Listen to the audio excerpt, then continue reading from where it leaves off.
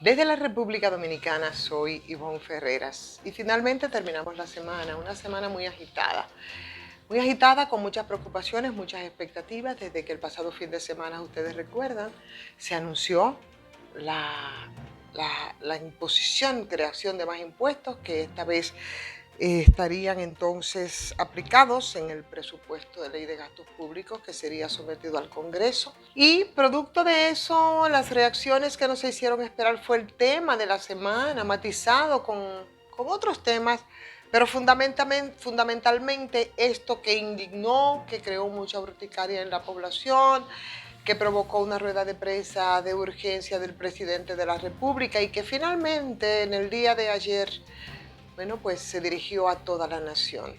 Esas eran las expectativas y hoy, por supuesto, que vamos a hablar sobre lo dicho por el presidente Luis Abinader en esa intervención de ayer, que debió haber sido mucho antes, lo hemos dicho aquí, lo hemos repetido, antes del anuncio de la creación de más impuestos y sobre todo porque esos impuestos iban a impactar a un sector que es el más vulnerable y es el sector de clase media y el impacto que eso tiene en las clases más pobres.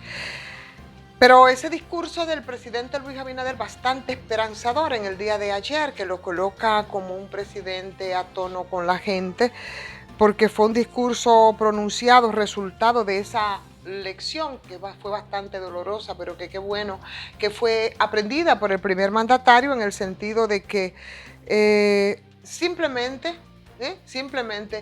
se aboca a lo que son los datos de la realidad y a lo que es el clamor de la gente respecto a una crisis que todos conocemos, que todos sabemos que nos abate, que es la crisis económica, por supuesto, profundizada con toda esta crisis que tenemos, esta crisis sanitaria. Sabemos ya esa situación y sabemos que ningún gobernante había recibido, de verdad ninguno, un país como lo recibió el presidente Luis Abinader.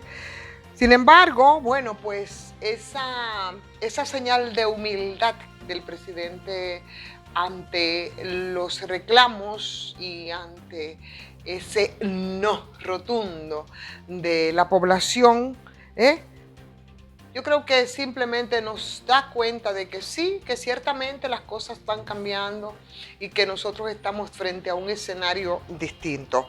Dijo muchas cosas el presidente, habló de los recursos entonces, de dónde iban a ser compensados, porque indiscutiblemente que hay que buscar recursos y claro, la gente se volvió muy original y muy creativa en estos días señalando de dónde podrían salir esos recursos. Va a pedir recursos adelantados a la inmisericordia de Barrigol. Qué bueno que toquen a la Barrigol y ojalá que ahí pueda darse el tratamiento que corresponde con la abusadora Barrigol. Dice que los ministerios van a tener recortes, que otros van a recibir más. Dentro de los que van a tener recortes será el Ministerio de Educación, van a tener más, por ejemplo, el Ministerio de Salud. El presidente habló de algunos aumentos de salarios que se había prometido desde la campaña y esos salarios va a ser al personal de la salud, enfermeras, bioanalistas, muy justo. Y por supuesto también a los guardias y policías, que es otra promesa que se había hecho desde la campaña. En el caso de la Barrigol, el presidente habría dicho, ¿verdad?, que al dejar sin efecto esos impuestos al presupuesto general, bueno, pues van a reducir los gastos y se llegará entonces a ese acuerdo financiero con la Barrigol para ellos recibir un adelanto de los compromisos con el Estado. No se dieron mayores detalles de cuáles van a ser las negociaciones, pero cualquiera que sea, señores, de la bendecida Barrigol, me parece muy bien. Respecto a esto y a la creatividad de la gente en los últimos días, de cómo podía adquirir, tener más ingresos, se esperaba, por ejemplo, algunos anuncios que tienen que ver con muchos privilegios de personas que desde, por ejemplo, el Congreso de la República Bueno, pues reciben unos privilegios exorbitantes, como es el caso de las exoneraciones. La gente pensaba que se le iba a sugerir que se apretaran un poquito más los cinturones con estos privilegios de barrilitos y cofrecitos. Ojalá que desde la iniciativa que tuvo el propio presidente de hablar de reducir gastos de representación y del mismo salario, pues eso pueda servir entonces para que muchos funcionarios hagan lo propio. Sin embargo, debió anunciarse desde ese mismo escenario para apelar a esa conciencia de la gente. Hay muchas cosas que, bueno, que se señalan como que debió hacerse desde un principio respecto a lo que ha sido las funciones del presidente Luis Abinader en esa especie de retrospectiva que él realizó en los primeros minutos de su intervención. Y tiene que ver con algo que la gente ha estado esperando respecto a poner sobre la mesa una especie de balance financiero sobre cuál fue de verdad, cuál fue la situación que se heredó de cada uno de los departamentos, y como jefe de Estado, pues ofrecer entonces un informe. Esperemos que esto se esté haciendo, un informe global sobre la situación económica del país, que todos sabemos que no es buena, pero saber desde las instituciones. En ese sentido, también el presidente se refirió al caso de la Cámara de Cuentas, y ahí fue bastante duro y curvero. Tan duro y curvero fue el presidente Luis Abinader, que de las cosas que hoy como información empezaron desde anoche, bueno, pues fue la reacción de Álvarez y el anuncio de que dimitiría de la Cámara de Cuentas. Una Cámara de Cuentas que efectivamente, aunque parezca duro lo dicho por el presidente Luis Abinader, no es menos de ahí. Es escuchar lo que había dicho el propio presidente de la Cámara de Cuentas respecto, por ejemplo, a los recursos manejados por el Partido de la Liberación Dominicana, y las auditorías que debieron hacerse y el seguimiento que debió dársele al uso de esos recursos, de que no era recibido, de que prácticamente no le hacían caso porque fue una Cámara de Cuentas que ellos entendían que estaba hecha a su medida.